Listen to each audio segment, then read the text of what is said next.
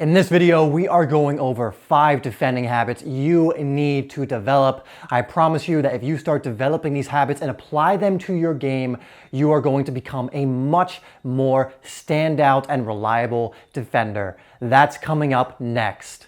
This video is sponsored by Band. No, not that kind of band. Put it down. Band allows you to organize a group for your team, some friends for a kickabout, or really anything else. So if, for example, you want to meet at the pitch for a kickabout or training session with your friends, you can update them on Band in your group by putting it in the calendar, having group chats, or individual chats so that everyone is updated and know what's going on. If you sign up now, Band is giving away $250,000 worth of sponsorship to school teams for the upcoming school year. All you need to do is sign up for the app for free and then invite 5 people. Easy. Thanks once again to Band for sponsoring this video. Let's get right into it. What's up, guys? It's Dave here from SimplySoccer, where we are working to help you improve your game and stand out on the pitch. We release soccer videos all the time, helping you to do that. So make sure you hit that subscribe button and that bell icon so you don't miss out on any of the new videos that we release. Now today I want to give you 5 different defending habits that you definitely should develop if you want to become that really reliable defender, rock solid defender at the back. So number 1, it's a simple one, but one that even at the professional level, a lot of players make this mistake, and it's they switch off. They're not always turned on. And you always hear commentators say, oh, he switched off in that moment and it allowed the striker to get in the score. Or he switched off and that's what allowed the offside trap not to work because that one player hung back. You need to train yourself to be mentally turned on for the entire match, even when you're tired, even in moments when there doesn't seem to be any danger, because even a moment of switching off can lead to a dangerous attack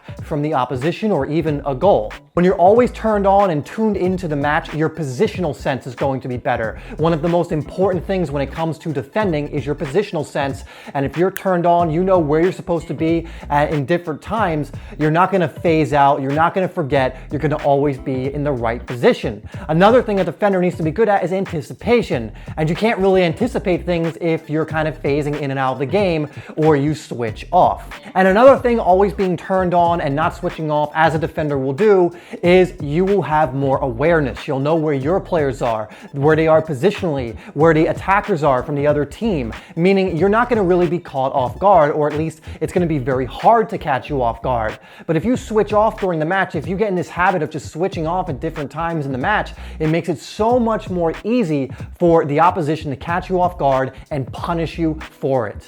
Second habit is don't dive in. And I can tell you from the perspective of an attacker, I love it when defenders dive in most situations. And the reason is if they dive in and mistime it and I time it right and push the ball past them, they are not going to catch up to me. I'm going to be way past them by the time they've even known what happened. Most of the time you want to contain the attacker. Now there will be times when you need to dive in as a last resort, or you know you're going to win the ball, so you should go for it. But a lot of the times you're going to be asked to contain the attacker so that you can get reinforcements, so that you can slow down their momentum, so that you can take them into a corner or a pocket where they are trapped. But if you dive in all the time, slide in all the time, attackers are going to become aware of that and take advantage of that by knocking the ball past you or beating you more often than not. And if you slide in or dive in and you miss, then that attacker is going to go right past you. So time it when you dive in. Make sure it's a last resort,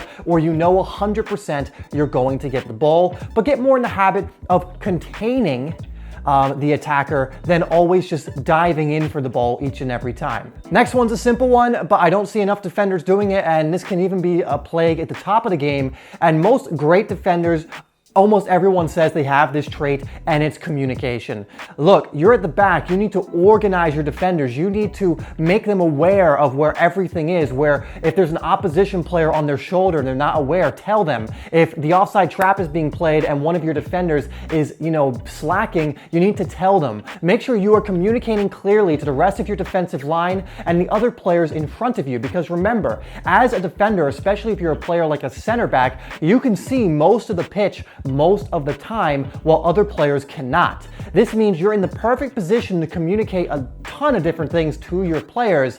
And if you can communicate accurately and you can communicate in a good way, you're going to be an even better defender. Number 4 is analyze your opponents. Look, you don't want to leave too much up to guesswork when it comes to your matches, especially the dangerous players on the opposition team. Every single professional player is debriefed on what the danger men or who the danger men on the other team are and what they like to do. Do they like to cut inside, go to the byline? Do they like to shoot from distance? Whatever. You need to do this as much as possible as well. Now, for some of you, that might be impossible. You might play teams you've never played against, or you're not going to have footage of them, but do as much research as you can to see what the other team likes to do. How do they like to play? How can you set yourself up in a way that makes it hard for them to do what they want to do? The more you prepare, the better prepared you're going to be in the match. The better you're going to be able to do things because you're not guessing at everything. Now, again, that will be hard for a lot of you. So one other thing you can do and should do, regardless of whether you can do the first one or not,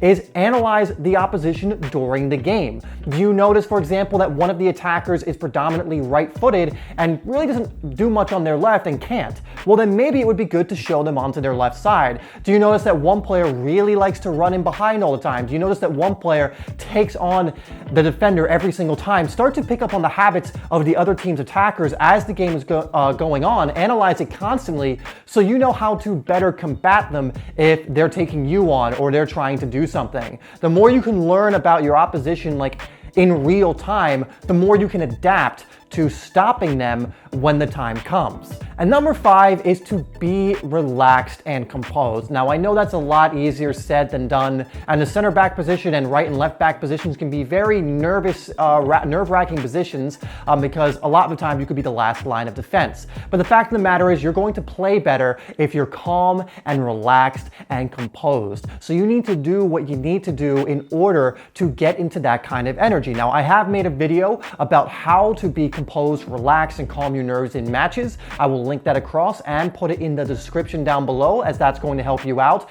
But do whatever you need to do, pre-match rituals, things in-game, whatever you need to do to keep calm in matches, because that's just going to make you a much better player. And nervous players don't play to their fullest potential. That's just the case almost for every single player.